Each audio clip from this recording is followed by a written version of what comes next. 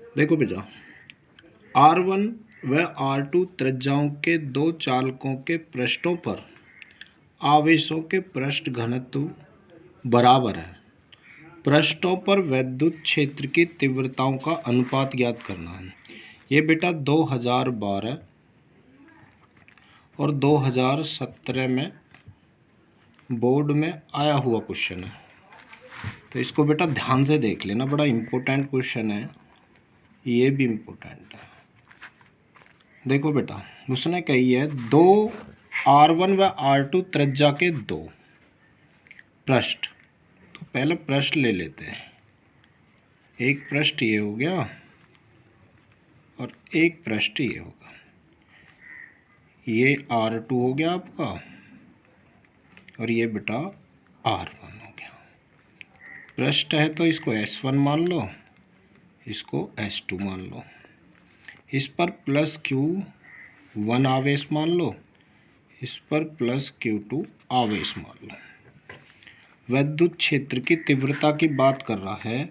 E1 बराबर 1 जब E1 लगा तो पहले के लिए चलेंगे, 1/4 पाई एप्सिलॉन 0 Q1/R1 का वर्ग। इसको समीकरण 1। अब बेटा दूसरे के लिए चलते हैं। 1/4 पाई एप्सिलॉन 0 Q2/R2 का वर्ग। इसको समीकरण 2 मान लो।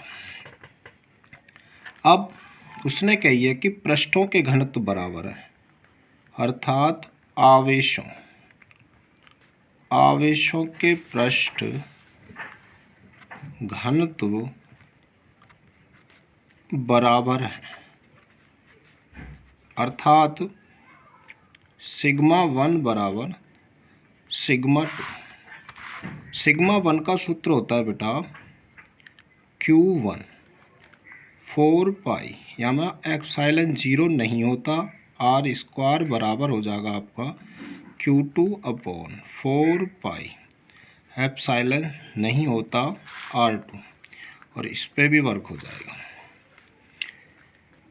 इसका मान Q1/4 पाई R1² का मान समीकरण 1 में रखने पर, इसका मान समीकरण 1 में रख दो, या में एप्सिलॉन 0 नहीं है तो इसको लिख लो बेटा 1/एप्सिलॉन 0 बाकी Q1/4 पाई R1 का वर्ग, और इसका मान ये दे रखा है ये वाला।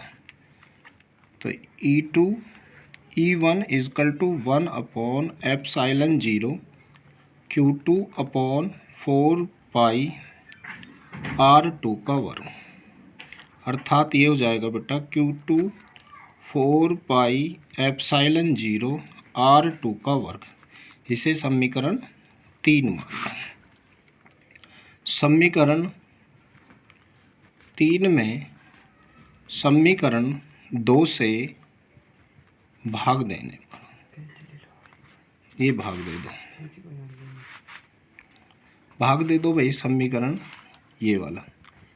तो E1/E2 इसके बटे हो जाएगा बेटा ये Q2/4 पाई एप्सिलॉन 0 R2 का वर्ग upon Q2/4 pi epsilon 0 R2 का वर्ग। ये भी इतना ही है, ये भी इतना है बेटा, इसको इससे काट दो, अर्थात ऊपर भी 1 रह गया, नीचे भी 1 हो गया।